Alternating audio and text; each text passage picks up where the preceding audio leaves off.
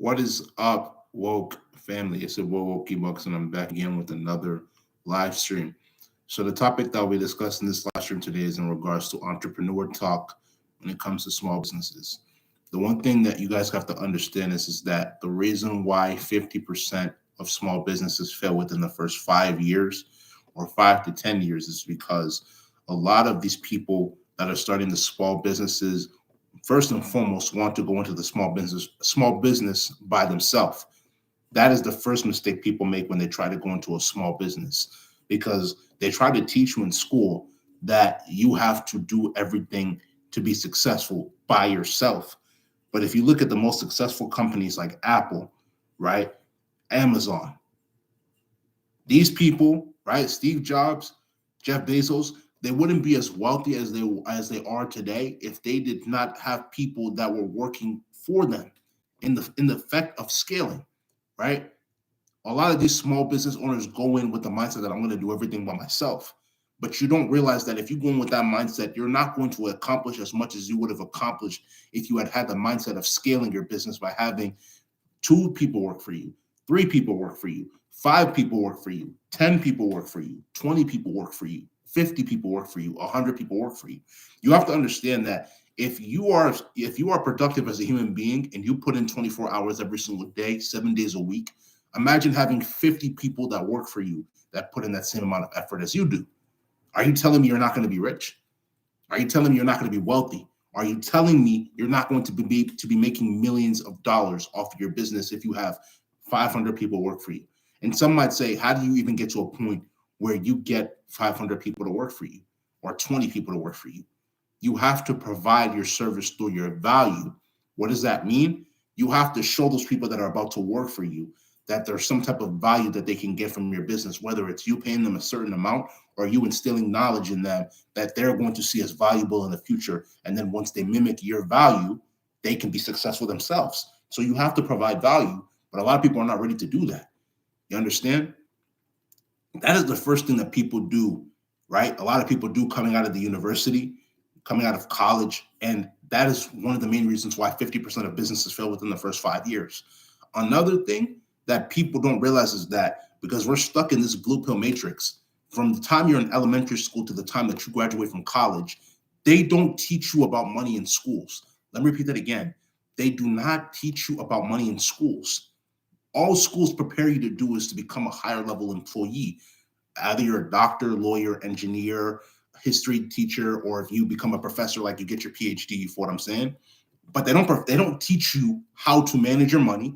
They don't teach you about money. They don't teach you about checks and balances. They don't teach you about the financial statements, right? Most people leave college, they don't even know what a financial statement is. A financial statement is supposed to show you your assets versus your liabilities and how much you're paying in liabilities. And what you could consider as a liability is a car, right? A house. Certain things that you have to take money out of your pocket to be able to pay off. Bills, they're liabilities. But they're not teaching people how to acquire assets in order to be able to increase their cash flow, right? A few videos ago, I told you certain assets that you could literally put your hands into in order to be able to increase your cash flow. Real estate is the number one thing you definitely want to put your hand into because it's going to do multiple things. It's going to increase your cash flow because, like I said, people are always going to need a place to sleep. Therefore, if you're purchasing properties and people are sleeping there, they're going to pay you cash flow, right? Most of these businesses that are smaller owned, they don't have that cash flow coming in. So when you don't have that cash flow coming in, how are you going to be able to sustain that business? Therefore, you're going to file for bankruptcy and then that business is going to fail. They don't have that cash flow coming in, brother, right? And I'm not saying by any means that you have to use real estate to be able to fund that business, but my point is that real estate is the prime way in order for you to be able to gain cash flow when it comes to you garnering assets, right? Then the other things are just clearly for capital gain. Like for instance, cryptocurrencies. You obviously put your money into cryptocurrencies as an asset that's going to guarantee you that inflation hedge towards the manipulation of the central government, because cryptocurrencies are not powered by the Federal Reserve, right? And the manipulation that they're doing over there with Jerome Powell and his buddies. So that's a good thing for you to dibble and dabble into. Get some cryptocurrency. Another thing, precious metals, gold coins, silver coins. You want to get as many as you can. Purchase as many as you can, right? Silver would be a lot cheaper than gold because for you to get an ounce of gold now is about roughly 1850, 1860, 100, 1860. So you're better off purchasing as many gold coins as you can. You can even buy one gold coin for as little as $30. You feel what I'm saying? So definitely get as much as those, because the point that people don't realize is that you're better off holding onto assets, like I just mentioned, than holding onto cash. Because as you and I are having this conversation right now, the value of the dollar is decreasing because of quantitative easing, right? Quantitative easing. They are constantly printing money at the Federal Reserve, which is devaluing the dollar. The dollar is being devalued every single day because of how much they're printing. So you're better off putting money into assets that are going to be able to guarantee you that inflation hedge, cash flow, and protection against the manipulation of the central government. And I'm here to tell you guys right now, there will get to a point where we will move from physical cash to electronic cash, right? Also known as digital currency, where the central government is going to be able to know everything that you spend your money on. They're going to be physically tracking you and globally tracking you. They're already doing it right now with your smartphone. They're watching you. The camera on your laptop, they're watching you. The GPS, they're tracking your locations. They're tracking the things you're searching. They're already watching you, right? You've already given up your privacy, unless you're using a private server, right? But other than that, they're tracking you. So they're just trying to gain more and more and more and more and more and more and more control over you. That is what the central government is trying to do. So you have to take that back and consume control or assume control. You understand? These are the ways in which you're going to be able to assume control. So these are for all my entrepreneurs out there. For those who have a plan of starting a business, right? A small business, your goal is to not be in that small business for any more than a year to two. Let me repeat that again. Your goal is to not be in that small business for any more than 1 year to 2 years. You want to scale. Stop having the mentality of, I can do everything by myself, because the reality is you can't do everything by yourself. You don't have enough time in this world to do everything by yourself. So for those who want to start a business, get the 5 closest people that you know and you can rely on. Get them to work for you by providing value. Even if it means you have to pay them a certain amount, but assume that they're going to provide that type of loyalty to you, right? Assume that they're going to provide that type of loyalty to you. Don't get people that you know are not reliable to help you start that business and move forward and work for it. Because the reality of the situation is that if you get people that you know to work for you and you're paying them a certain amount that is good enough for them, they're not going to steal from you.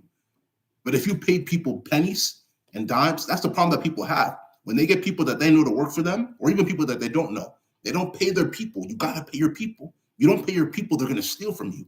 When they steal from you, right, especially the people that are counting the checks and balances of how much your money, your business is making every single month, every single week, every single hour, you're going to end up with zero.